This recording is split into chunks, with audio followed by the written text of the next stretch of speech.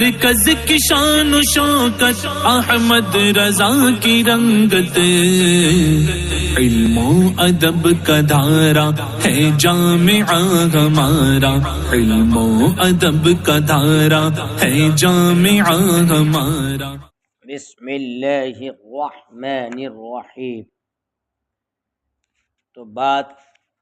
یہ چل رہی تھی کہ کوئی شخص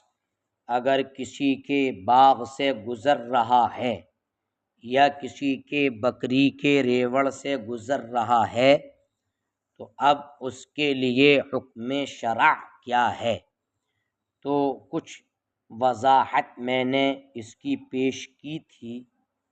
اور میں نے ذکر کیا تھا دو فریق کے مسائل کو۔ آج کے سبق میں فریق ثانی کی دلیلیں شروع ہو رہی ہیں اور امام ابو جعفر طحاوی رحمہ اللہ ان کے دلائل شروع کر رہے ہیں۔ چنانچہ ان دلیلوں کا پہلے وہ بیان کریں گے، اور سب سے پہلے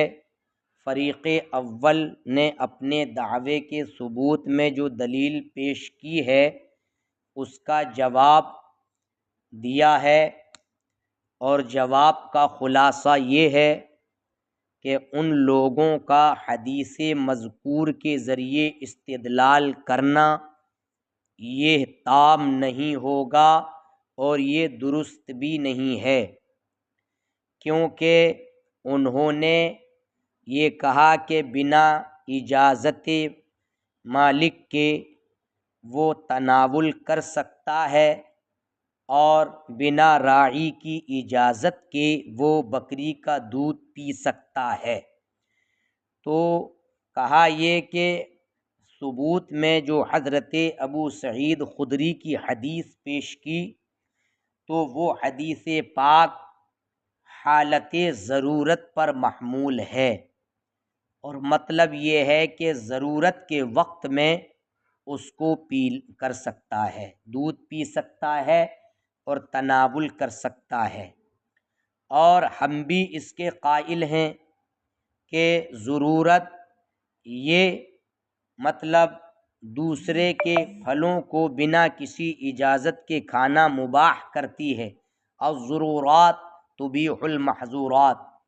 تو بقدر ضرورت محظورات کو مباح کر دیتی ہیں۔ اس بنیاد پر یہ حدیث پاک ضرورت پر محمول ہے،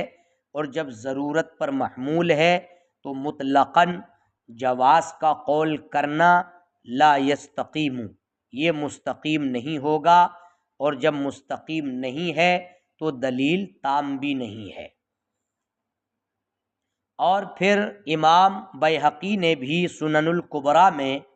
اس کو بیان کیا ہے کہ یہ جو حدیث پاک ہے ہمارے نزدیک ضرورت پر محمول ہے، اور یہ کہا ہے کہ امام شافعی کا قول امام بیہقی نے السنن الکبریٰ کے اندر پیش کیا ہے، اور کہا ہے من مر لرجل بزرع او تمر او ماشیہ لم یکن له اخذ شیء منه الا باذنہ، یعنی جو انسان کسی کی کھیتی سے گزرا یا کھجور کے باغ سے گزرا، سمجھے، تو اب اس کے لیے اس سے اس کی اجازت کے بغیر کچھ تناول کرنا یہ جائز نہیں ہوگا، سمجھے۔ اس طریقے سے جواب ان کی حدیث کا یہ دیا ہے، اور اسی کو مطلب یہ ہے کہ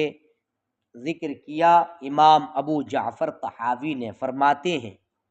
وقد روی عن ابی سعید فی غیر ھذا الحدیث، اور حضرت ابو سعید خدری سے اس حدیث کے سوا دیگر روایتیں بھی آئی ہیں جو یہ بتاتی ہیں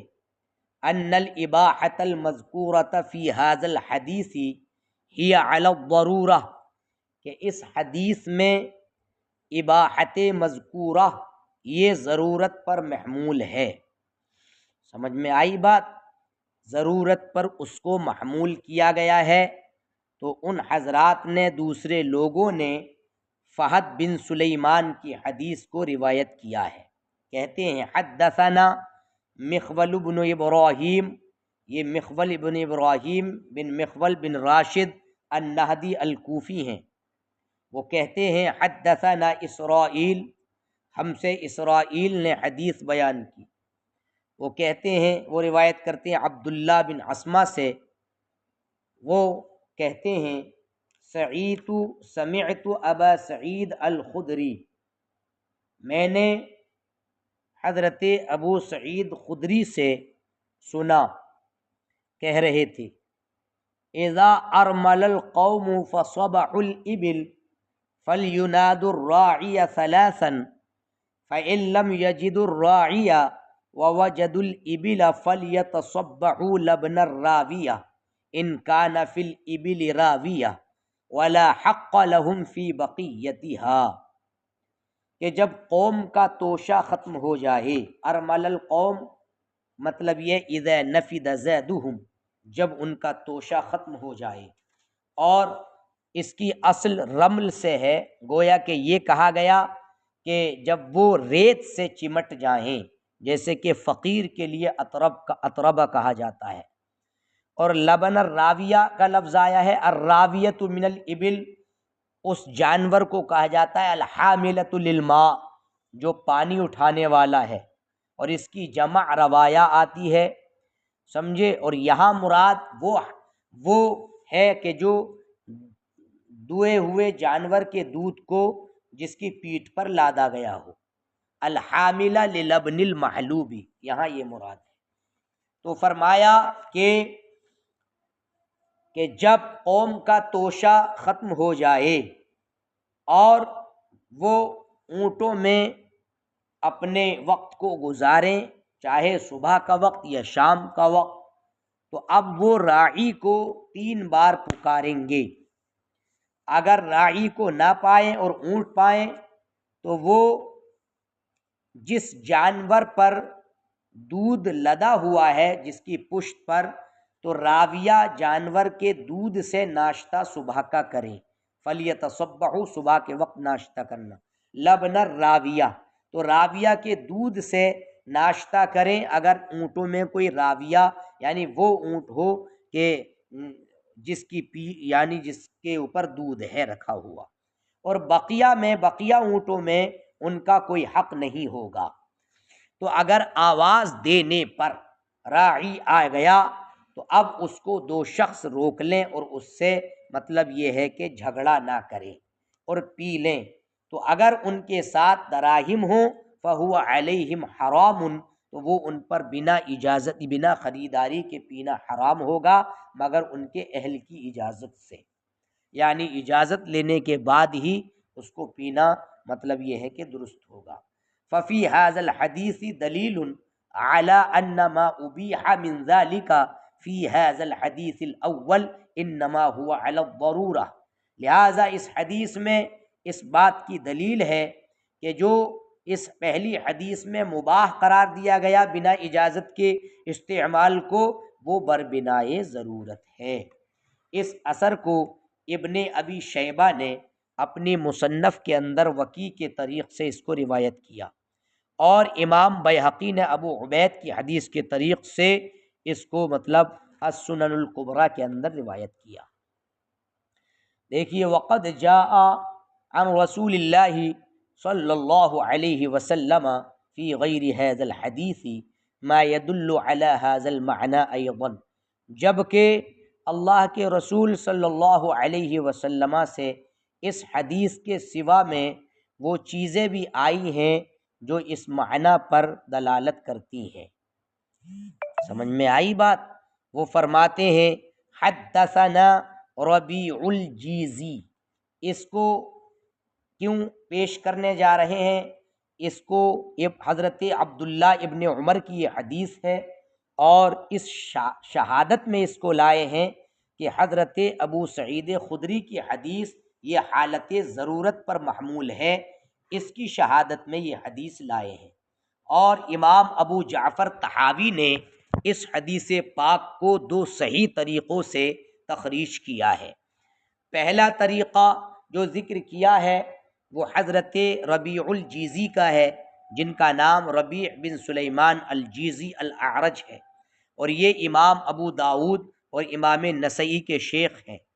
وہ کہتے ہیں حدثنا اسحاق بن بکر بن مضر، یہ اسحاق بن بکر بن مضر مصری ہیں اور یہ شیخ مسلم و نسائی ہیں۔ وہ کہتے ہیں حدثنا ابی، ہم سے حدیث بیان کی میرے والد نے، یعنی ابو بکر بن محمد مصری نے، ان سے جماعت نے حدیث لی ہے ابن ماجہ کے سوا۔ وہ روایت کرتے ہیں یزید ابن الحاد سے، یزید کا نام یزید بن عبداللہ بن اسامہ بن حاد لیثی مدنی ہے، اور ایک پوری جماعت نے ان سے حدیث لی ہے۔ وہ روایت کرتے ہیں مالک بن انس سے، اور وہ روایت کرتے ہیں حضرت نافع مولا ابن عمر سے، اور وہ حضرت عبداللہ ابن عمر رضی اللہ تعالی عنہ سے، انہ سمع رسول اللہ صلی اللہ علیہ وسلم یقول، کہ انہوں نے اللہ کے رسول سرور دو عالم صلی اللہ تعالی علیہ وسلم کو فرماتے ہوئے سنا، لا یحلبن احدکم ماشیۃ اخیہ بغیر اذنہ، تم میں سے کوئی اپنے بھائی کے جانور کو، مویشی کو، بنا اس کی اجازت کے نہ دوئے۔ اور کیا تم میں سے کسی کو یہ محبوب ہے کہ وہ مشروبہ اور مشربہ، میم کے فتح اور سین معجمہ کے سکون کے ساتھ، اور را کے ضمے اور را کے فتح دونوں کے ساتھ، یعنی مشروبہ بھی ہے یہ اور مشربہ بھی ہے، اس کا معنی وہ کمرہ جہاں مطلب یہ ہے کہ سامان پانی پلانے کا کمرہ ہے، جہاں پانی پینے کے لیے سامان رکھا جاتا ہے، اس کو کہا جاتا ہے۔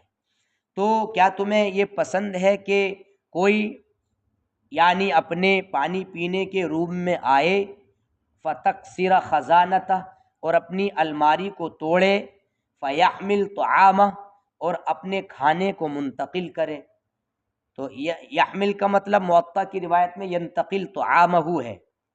تو یعنی اپنے کھانے کو نکالے۔ تو فإنما تخزن لهم ضروع مواشیہم اطعمتہم، کیونکہ ان کے لیے ان کے جانوروں کے تھنوں نے ان کا کھانا ذخیرہ کر رکھا ہے، یعنی ان کے جانور کے تھن ان کا کھانا اکٹھا کرتے ہیں۔ تو تم میں سے کوئی اپنے کسی بھائی کے جانور کا دودھ نہ دوئے اس کی اجازت کے بغیر۔ سمجھے؟ تو اس حدیث پاک سے بھی یہ پورے طور پر پتہ چلا کہ حضرت ابو سعید خدری رضی اللہ تعالی عنہ کی جو حدیث تھی وہ حالت ضرورت پر محمول تھی، اور دوسرا طریق حضرت بکار کے حوالے سے ذکر کیا گیا ہے، اور وہ کہتے ہیں ہم سے حدیث بیان کی مؤمل بن اسماعیل نے، اور وہ کہتے ہیں حدثنا الثوری، ہم سے ثوری نے حدیث بیان کی، اور وہ اسماعیل بن امیہ سے، اور وہ نافع سے، اور وہ حضرت ابن عمر، اور وہ نبی کریم صلی اللہ علیہ وسلم سے اسی کے ہم معنی۔ تو یہ دوسرا جو طریق ہے بکار بن قتیبہ کے حوالے سے جو روایت کیا گیا ہے، تو جس میں اسماعیل بن امیہ بن عمرو بن سعید بن عاص القرشی المکی کا ذکر ہے، تو اس سے یعنی یہ مسئلے بھی مستنبط کیے گئے ہیں کہ اس میں بنا اجازت کے کھانے اور بنا اجازت کے پینے سے اپنے بھائی کے مال سے منع کیا گیا ہے۔ اور دوسرا مسئلہ اس سے یہ بھی ثابت ہوا کہ لبن کو کھانا بھی کہا جاتا ہے۔ اللہ نے تبارک و تعالی نے نہر کے پانی کے سلسلے میں پانی کے بارے میں قرآن میں کہا فمن شرب منہ فلیس منی ومن لم یطعمہ فانہ منی۔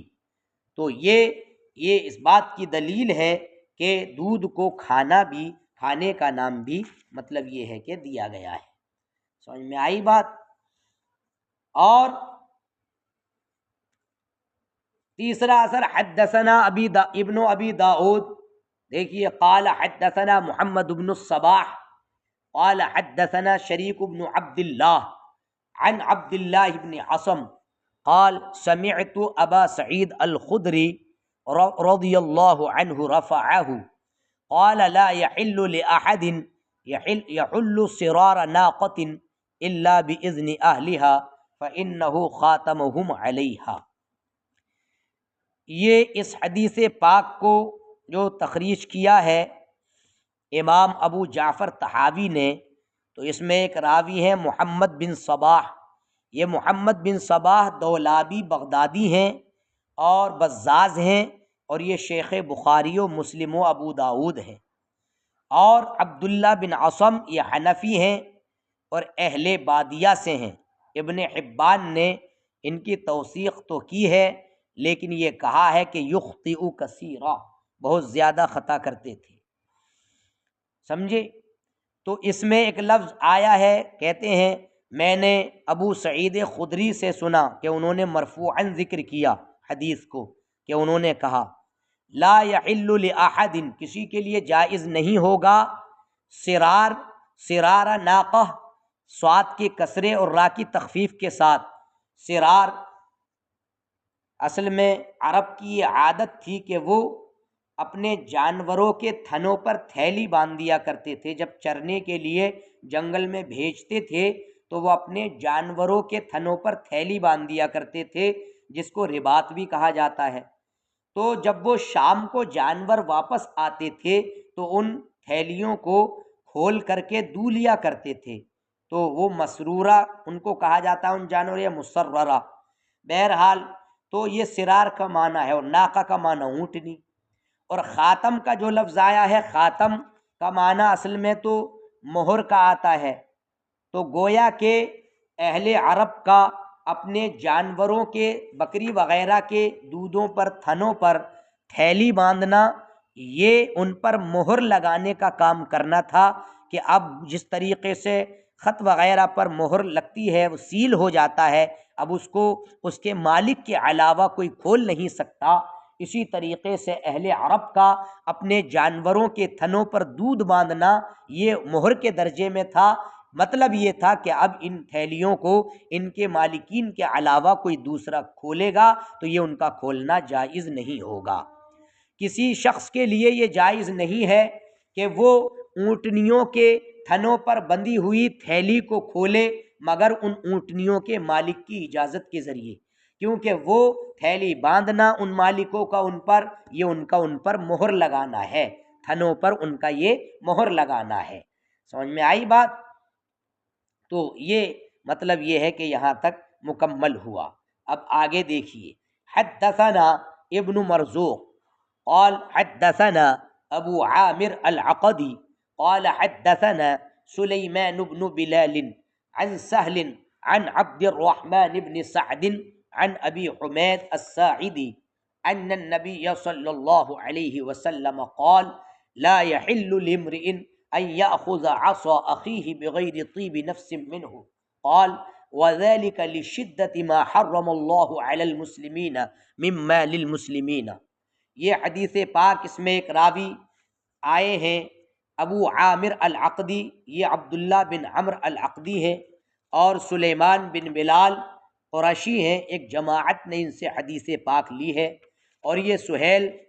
سہل ہیں، یہ پورے ہیں سہیل بن ابی صالح زکوان، پوری جماعت نے ان سے حدیث لی ہے۔ اور عبد الرحمن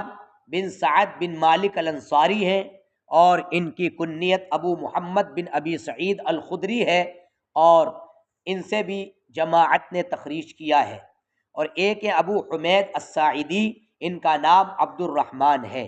اور یہ حدیث پاک امام مسلم کی شرط پر صحیح سند کے ساتھ ہے۔ سمجھ میں آئی بات؟ اور اس کو امام احمد بن حنبل نے اپنی مسند کے اندر اس کی تخریج کی ہے، کہ کسی شخص کے لیے یہ جائز نہیں ہوگا کہ اپنے بھائی کا عصا لے بغیر اس کی خوش دلی کے۔ فرمایا یہ اس کی شدت کی وجہ سے ہے کہ جو اللہ تبارک و تعالی نے مسلمانوں کا مال مسلمانوں پر بنا اجازت کے حرام قرار دیا، یہ اس وجہ سے ہے۔ اس سے بھی یہ بات پتہ چلی کہ حدیث ابو سعید خدری یہ ضرورت پر مطلب یہ ہے کہ محمول ہے۔ سمجھ میں آئی بات؟ حدثنا ربیع الجیزی قال حدثنا اسبغ بن الفرج قال حدثنا حاتم بن اسماعیل قال حدثنا عبد الملک بن حسن عن عبد الرحمن بن ابی سعید عن عمارة بن حارثة عن عمرو بن یثرب قال خطبنا رسول اللہ صلی اللہ علیہ وسلم فقال لا يحل لامرئ من مال اخیہ شیء الا بطیب نفس منه قال قلت یا رسول اللہ ان لقیت غنم ابن عمی آخذ منه شیئا فقال ان لقیتها نعجة تخمل شفرة وزنادا بخبط الجمیش فلا تہجها۔ اس حدیث پاک کی جو سند ہے وہ جید ہے، حسن ہے، اور اس میں جو دوسرے راوی بیان ہوئے اس اسبغ بن فرج یہ شیخ بخاری ہیں، اور حاتم بن اسماعیل یہ مدنی ہیں، اور ایک جماعت نے ان سے حدیث پاک لی ہے۔ اور جو عبد الملک بن حسن ہیں یہ عبد الملک بن حسن بن ابی حکیم الجاری ہیں، اور ان کی کنیت ابو مروان ہے، ان کو مدنی احول کہا جاتا ہے، اور یہ بنی امیہ کے آزاد کردہ غلام ہیں۔ اور یحییٰ ابن سعید القطان نے ان کو ثقہ کہا ہے، اور امام احمد بن حنبل سے روایت یہ ہے کہ لا بأس بہ، اور ابو حاتم نے کہا ہے شیخ روا لہ النسائی، یہ ایسے شیخ ہیں کہ امام نسائی نے ان سے روایت کی ہے۔ اور یہ عمارہ بن حارثہ ضمری ہیں، ابن حبان نے ان کے ثقہ ہونے پر مہر یعنی ثقاہت کو ثابت کیا ہے۔ اور عمرو بن یثربی ضمری ہیں، یہ حجازی ہیں، صحابی ہیں۔ تو عمرو بن یثربی حجازی صحابی کہتے ہیں کہ خطبنا رسول اللہ صلی اللہ علیہ وسلم، اس حدیث کو مطلب امام احمد نے اپنی مسند میں بھی بیان کی ہے، کہتے ہیں کہ ہمیں اللہ کے رسول سرور دو عالم صلی اللہ علیہ وسلم نے خطبہ دیا، تو یہ ارشاد فرمایا کسی مرد کے لیے اپنے بھائی کے مال سے لینا بنا اس کی خوش دلی کے جائز نہیں ہے۔ راوی کہتے ہیں میں نے عرض کی یا رسول اللہ اگر میں اپنے چچا زاد بھائی کی بکریاں پالوں تو میں ان سے کچھ لے لوں، یعنی میرے چچا زاد بھائی کی بکریاں ان کا ریوڑ مجھے ملے تو کیا میں اس کی اجازت کے بغیر کچھ دودھ لے لوں؟ تو فرمایا ان لقیتہا نعجہ، نعجہ بھیڑ کو کہا جاتا ہے، اور تخمل نہیں ہے، یہ تحمل ہے، اصل میں مطلب ایک نسخے میں تخمل خے کے ساتھ ہے اور ایک میں تحمل ہے، تو تحمل امام بدر الدین العینی نے اس کو مطلب یہ ہے کہ تحمل، جب امام بدر الدین عینی رحمۃ اللہ تعالی علیہ نے اس کی جب شرح کی تو اس کو تحمل ہا کے ساتھ مطلب یہ ہے کہ ذکر کیا ہے، اور جب اس کو ایک دوسرے مقام پر ذکر کیا تو اس کو مطلب یہ ہے کہ خا کے ساتھ انہوں نے مطلب یہ ہے کہ ذکر کیا ہے، تو دونوں اعتبار سے اس میں مطلب یہ ہے کہ معاملات آئے ہیں، لیکن امام ابو جعفر نے اس کو تحمل کے طور پر ذکر کیا ہے، اور یہ تحمل ہی ہے، یہی قریب بھی معلوم ہوتا ہے۔ تو شفرہ اور زناد، یعنی شفرہ اور زناد، شفرہ چوڑی چھری کو کہا جاتا ہے، اور زناد یہ آگ روشن کرنے کا آلہ جس سے آگ روشن کی جائے، مطلب یہ ہے کہ ان لقیتہا نعجہ، اگر تو ان کی اپنے چچا زاد بھائیوں کے ریوڑ سے مینڈیوں کے ریوڑ سے، بکریوں کے ریوڑ سے اس حال میں بھی ملے کہ تیرے ساتھ آلے ذبح ہو، نار ہو، یعنی آگ جلانے کا بھی آلہ ہو تیرے پاس، اور ذبح کرنے کے لیے چھری بھی ہو، اور بخبط الجمیش، خبط خائے معجمہ کے فتح کے ساتھ اور با کے سکون کے ساتھ کشادہ زمین، اور الجمیش کہتے ہیں بے آب و گیاہ جنگل، یعنی بے گھاس والی زمین، تو اگر بے گھاس والی زمین میں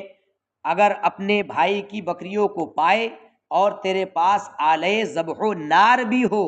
تب بھی فلا تہجھا، تہج یہ حاجہ یہیجو سے ہے یعنی تب بھی اس کو نہ چھیڑ، لا تتعرض، تو تب بھی اس کو نہ چھیڑ۔ تو اس حدیث پاک سے بھی یہ ثابت ہوا کہ اگرچہ تو اپنے بھائی کی بکریوں میں ایسے جنگل میں تجھے وہ مل جائے جہاں دور دور تک کوئی نہ ہو اور وہ بکریاں ہوں اور تو ہو اور تیرے پاس ان کو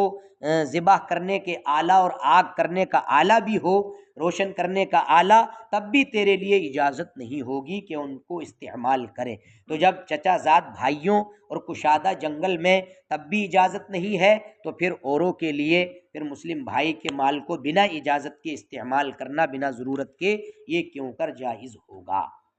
سمجھ میں آئی بات؟ ہاں البتہ یہ حدیث پاک اس نے پورے طور پر ثابت کر دیا کہ اگرچہ چچا زاد بھائی ہو یا کوئی بھی ہو اس کو چھیڑا نہیں جا سکتا۔ ہاں اب رہ گیا باپ کا مسئلہ، تو باپ کے لیے یہ جائز ہے کہ وہ اپنے بیٹے کے مال سے تعرض اس کی اجازت کے بغیر کر سکتا ہے، اور آقا اپنے غلام کے مال سے تعرض اس کی اجازت کے بغیر کر سکتا ہے۔ اور اس سے پانی کو باغ میں کے اندر جو کوز اور پیالہ رکھا جاتا ہے اس کی مالک کی اجازت کے بغیر اس سے پانی پینا جائز ہوگا، اور کنویں سے پانی انڈیلنا بھی جائز ہوگا۔ یہ سب اس سے مستثنیٰ ہے۔ یہ اتنا پکا جگری دوست ہے کہ وہ کچھ کھا لیں گے تو منع نہیں کرے گا، تو اب اس کی اجازت کے بغیر بھی کھانا جائز ہوگا۔ یہ مسائل اس سے الگ ہیں، چونکہ قرآن میں آیا ہے کہ او صدیقکم لیس علیکم جناح ان تأکلوا جمیعا او اشتاتا، تم پر کوئی گناہ نہیں ہے کہ تم سب یا متفرق طور پر اپنے دوست کے مال سے کھا لو۔ تو یہ مودت کی بنیاد پر ہے، یہ دوستی کی بنیاد پر ہے۔ اور امام محمد بن ثور نے ایک قتادہ کے حوالے سے، معمر کے حوالے سے روایت ذکر کی ہے کہ دخلت بیت قتادہ، میں قتادہ کے گھر آیا تو میں نے تر کھجوریں پائیں تو میں اس کو کھانے لگا، تو وہ تشریف لے آئے، پھر کہا یہ کیا میٹر ہے؟ تو میں نے کہا میں نے آپ کے گھر میں تر کھجوریں دیکھی تازہ تو میں نے کھا لیا۔ تو انہوں نے یہ سننے کے بعد کہا احسنتا، تم نے اچھا کیا۔ اللہ نے فرمایا او صدیقکم، یعنی اپنے دوست کے گھر تم آؤ تو غایت الفت کی بنیاد پر اس کی اجازت کے بغیر اگر کھا لیا تو اس میں کوئی حرج کسی قسم کا نہیں ہے، اس کا حکم یہ الگ ہے۔ سمجھ میں آئی بات؟